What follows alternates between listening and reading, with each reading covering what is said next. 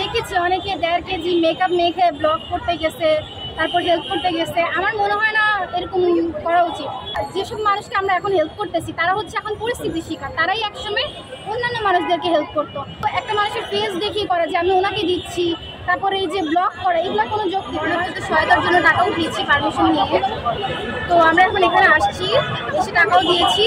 আর তাছাড়াও আমরা প্রথম দিন যে টাকা উঠিয়েছি সেখানের জন্য মেয়েদের জন্য স্যানিটারি ন্যাপকিন, তারপর হচ্ছে ওষুধ, স্যালাইন, তারপর হচ্ছে পানি বিশুদ্ধকরণ ট্যাবলেট, এগুলো আমরা দিয়েছি। আর আমার মনে হয় যে যারা কাপড় দিচ্ছে, কাপড় এখন অনেক বেশি হয়ে গেছে।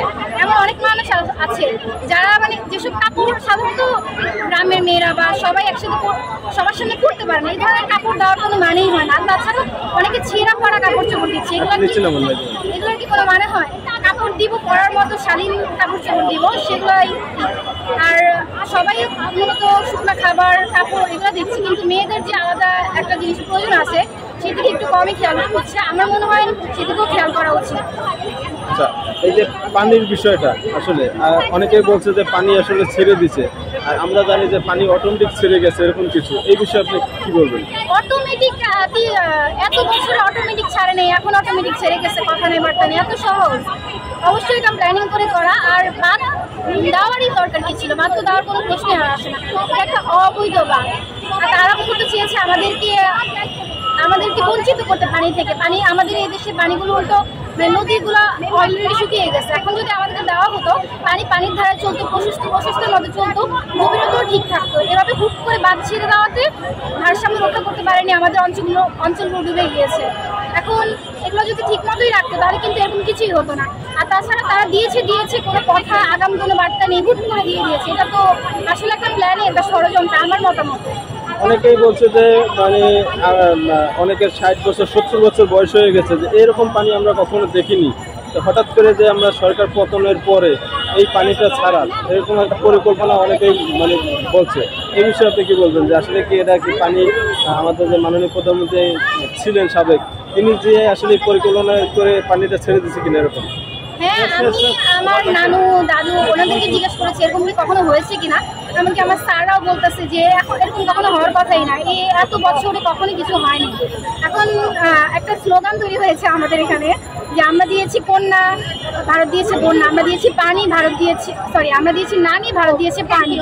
এটা একটা ষড়যন্ত্র। এখন অনেকে বলছে যে ওরা যদি বাঁধ না খুলতো ওদের অঞ্চলগুলো ডুবে যেত। আচ্ছা ঠিক আছে, বাঁধ খুলতো, কিন্তু আগাম একটা বার্তা দিত। এভাবে হুট করে খুলে দেওয়ার তো কোনো মানে হয় না। এটা একটাই ষড়যন্ত্র, এটা আসলেই ষড়যন্ত্র। কেননা তারা আসলে চেয়েছে আমাদের উপর প্রতিশোধ তুলতে। অনেকে বলছে যে আওয়ামী লীগ সরকার মানে নৌকা, হ্যাঁ, এই নৌকা মানে সরিয়ে দেওয়া, ছাত্র আন্দোলন করে সরিয়ে দিয়েছে, এখন এই পানি দেওয়ার উদ্দেশ্যে নৌকা ইউজ করা লাগে। তারা বলছে যে এই নৌকাই আসলে এখন ইউজ করা লাগতেছে, মানে পানি ছেড়ে দিয়ে, এরকম কিছু। এই বিষয়ে আপনি কি বলবেন? এটা তো তাদের একটা প্রতীক বা একটা চিহ্ন, এটার সাথে তাদের কিছু সম্পর্ক। নৌকা কি তারা বানিয়ে দিয়ে গেছে? কয়টা বানিয়ে দিয়ে গেছে? নৌকার সাহায্যে এমনকি তারা তো এখন তো সে তো দেশেই নেই, সে চলে গেছে অন্য দেশে। আমরা নিজেরা সাধারণ জনগণ হেল্প করতেছি, এটার সাথে এটার কোনো কানেকশন নেই। নৌকার চিহ্ন, নৌকাই। আপু একটা প্রশ্ন, যেটা হলো যে যারা আপনার এই যে নোয়াখালীতে আমরা দেখছি যে কুমিল্লাতে বা ম্যাক্সিমাম নৌকা নিয়ে ট্রাকে করে এক একটা টিমে 10 জন 12 জন 15 জন করেও যায় উদ্ধার করতে। এখন একটা নৌকায় যদি তারা 15 জন যায়, এবং দেখি যে অনেকে ছবি তুলে পোস্ট করে বা টিকটক বানাইতে যায়, হ্যাঁ, বা ভিডিও বানাতে যায়, তাহলে মানুষ উদ্ধার করবে কিভাবে? আপনি এটা কি বলবেন? হ্যাঁ, আমি দেখেছি অনেকে 1.5 কেজি মেকআপ মেখে ব্লগ করতে গেছে, তারপর হেল্প করতে গেছে। আমার মনে হয় না এরকম করা উচিত। কেননা হেল্প তো হেল্পই। একটা মানুষকে ভিডিও তাকে দেখানো যে আমি ওনাকে হেল্প করতেছি, এটা তো কোনো যৌক্তিক কথা না। আর যেসব মানুষকে আমরা এখন হেল্প করতেছি তারা হচ্ছে এখন পরিস্থিতির শিকার, তারাই একসময় অন্যান্য মানুষদেরকে হেল্প করতো। আর যে ভিডিও বানানোর ব্যাপারটা, ভিডিও একদিক দিয়ে বানানো উচিত, কেননা যখন ভিডিও বানানো হয় না তখন অন্যান্য মানুষরা বলবে যে কি করতেছে দেশের জন্য কি করতেছে স্টুডেন্টরা। তো একদিক দিয়ে ভিডিও যৌক্তিক, কিন্তু একটা মানুষের ফেস দেখিয়ে করা যে আমি ওনাকে দিচ্ছি, তারপরে এই যে ব্লগ করা, এগুলো কোনো যৌক্তিক না। মানুষকে দেখানো হ্যাঁ হেল্প হচ্ছে, মানুষ যেন জানতে পারে যে কিভাবে হেল্প হচ্ছে, কি হচ্ছে, সেটাও যৌক্তিক। কিন্তু অনেকে যা করছে তা আসলে যৌক্তিক।